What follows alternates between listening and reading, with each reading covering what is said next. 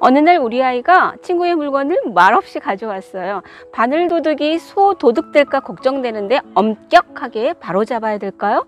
어떻게 하면 좋을까요?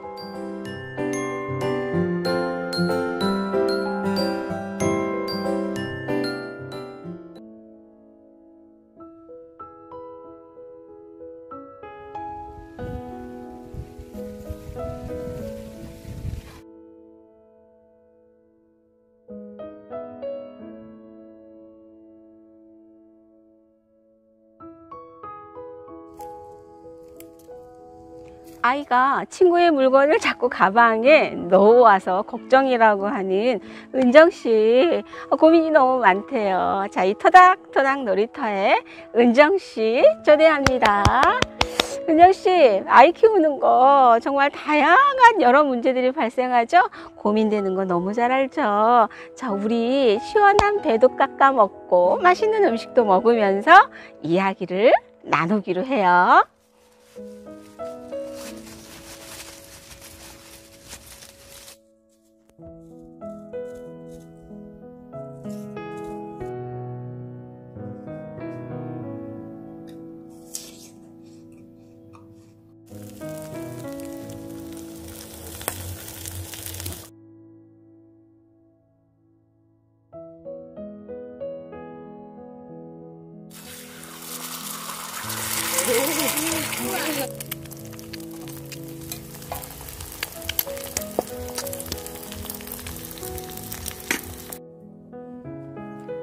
은정씨, 아이가 친구의 토끼 인형을 가방에 넣어 갖고 와서, 전에도 친구의 말도 없이 친구의 인형을 친구의 물건을 가져오면 안 된다라고 얘기했는데 또 토끼 인형을 가방에 넣어 갖고 왔다고요?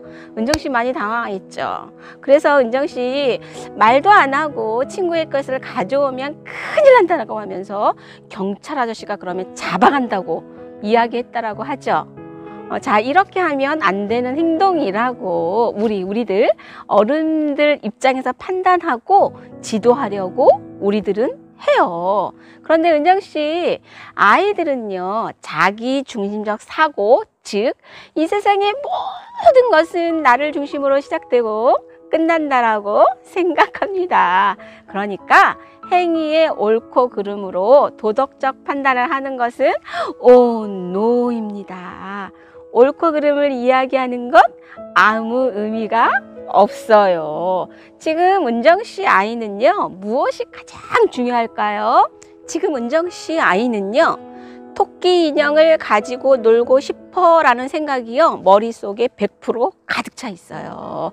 그 생각밖에 안 들어요. 자, 상황을 생각해 보면요, 상황은 이렇습니다. 자, 은정씨 아이가 어린이집을 갔는데 친구가 아주 예쁜 토끼 인형을 가지고 온 거예요. 처음에 보자마자 너무 예뻐가지고요, 은정씨 아이는 그 토끼 인형이 너무나 가지고 놀고 싶었어요. 그 친구한테 얘기했죠. 나랑 같이 놀자. 그랬더니 친구가 싫어 라고 한 거예요.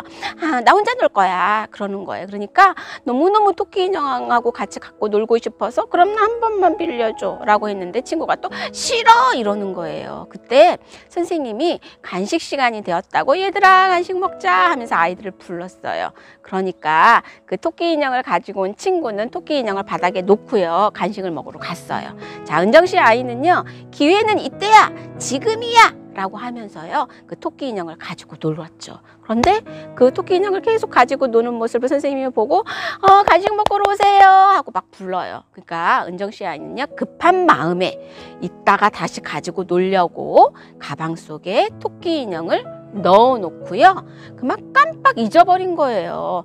그래서 집으로 가지고 오게 된 것이죠. 이런 은정씨 아이에게 행위의 옳고 그름으로 도덕적 판단을 하는 것 좀 무리가 아닐까요? 자, 그러면 슬기로운 대응 방법 알아볼까요? 자, 은정씨, 일단 1단계부터 4단계까지 할 거예요. 자, 1단계 당황하지 말고, 절대로 당황하지 말고요, 가지고 놀고 싶은 은정씨 아이의 마음을 인정해 줍니다. 1단계 그 아이의 마음을 인정해 줘요. 자, 우리 소연이가 토끼 인형을 많이 가지고 놀고 싶었구나. 그렇지? 라고 해요. 1단계. 자, 2단계 그 아이의 행동의 상황을 이해해 줍니다. 행동 상황 어떻게 된 거예요? 내가 간식을 먹어야 하니까 가지고 놀다가 급해서 가방에 넣었는데 잊어버리고 가지고 왔구나. 그 상황에 대한 행동을 이해해 주는 거예요. 이게 2단계예요. 자, 3단계 잃어버린 친구의 마음을 읽어줍니다.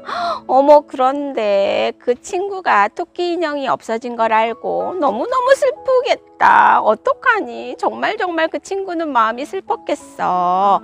그리고 토끼 인형의 마음도 읽어주세요.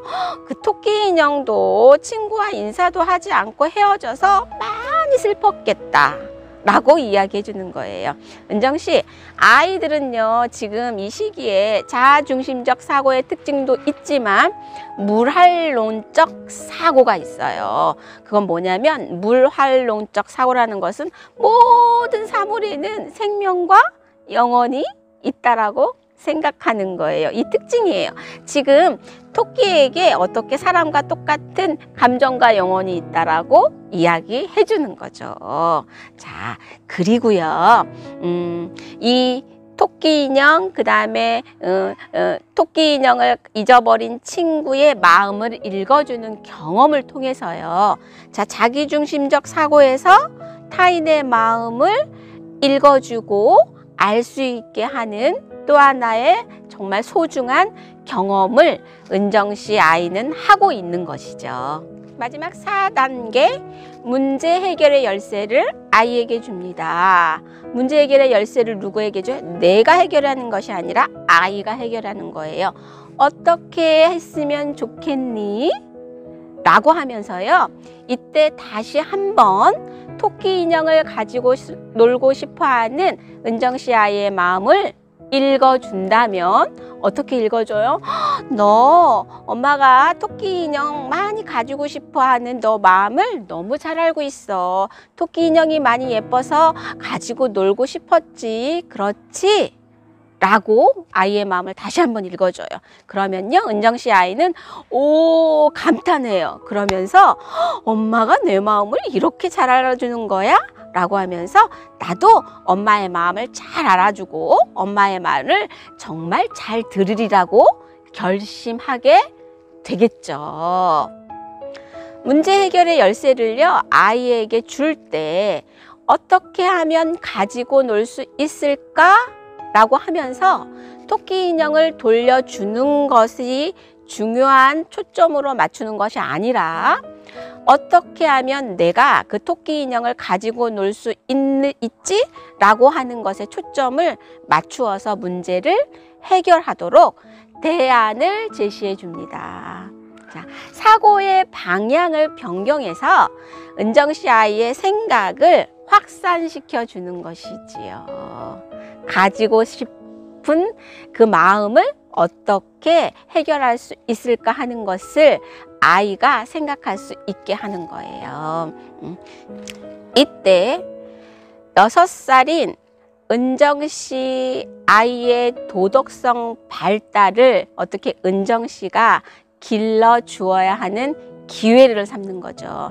도덕성 발달 5세 후반기부터 5세 후반기 6살 7살 시작되기 시작해요. 그 도덕성 발달을 위해서 어떻게 하냐면 아이에게 스스로 규칙을 만들어 내도록 해요. 자, 토끼 인형을 가지고 놀고 싶을 때 어떻게 하면 좋겠니? 아이가 뭐 이렇게 얘기하면 굉장히 좋겠어요. 그리고 은정씨 아이는 이렇게 이야기한다라고 믿어요, 저는. 내가 그냥 말없이 갖고 와서 너 슬펐지? 미안해. 이렇게 얘기한 다음에 그런데 내가 너무 갖고 놀고 싶으니까 나하고 같이 놀면 어때? 라고 하고 그다음에 친구가 싫어하며 그러면 내가 네가 저번에 나한테 빌려달라고 했던 아기 인형을 너한테 빌려줄게. 나 토끼 인형 그러면 같이 바꿔서 놀래? 하면서 이야기할 수 있는 방법이 있어요 라고 이야기할 수 있을 거예요. 저는 그렇게 믿습니다. 이 경험이 한 번, 두 번, 세 번 반복되다 보면 이렇게 스스로 규칙을 만들어내도록 하고요. 그 규칙을 스스로 만들어낸 규칙을 지키도록 어떻게 격려하고 응원해 주는 거예요. 아이는 이 경험을 통해서 나에게 훨씬 더 좋은 일이 생기는 것은 규칙을 지키는 것이야. 규칙을 지키는 게 나와 친구에게 훨씬 더 좋은 일이 생겨 라고 하는 것을 경험하게 될 것입니다. 자, 우리 아이들의 도덕성 발달 어떻게 시켜줘요? 이렇게 규칙을 지키면 모두에게 훨씬 더 좋은 일이 생겨 하는 것을 알게 하는 것, 도덕성 발달의 시작입니다. 은정씨, 오늘 은정씨 만나서 이런저런 얘기해서 너무나 즐거웠어요. 그리고요, 저는 은정씨가 밝게 웃는 모습, 그리고 어떻게 아이를 향한 그 헌신적인 사랑, 그런 모습, 모든 모습에 박수를 보내드립니다. 자, 또 힘들면요, 그리고 이 놀이터가 생각나면 놀러 오세요. 안녕.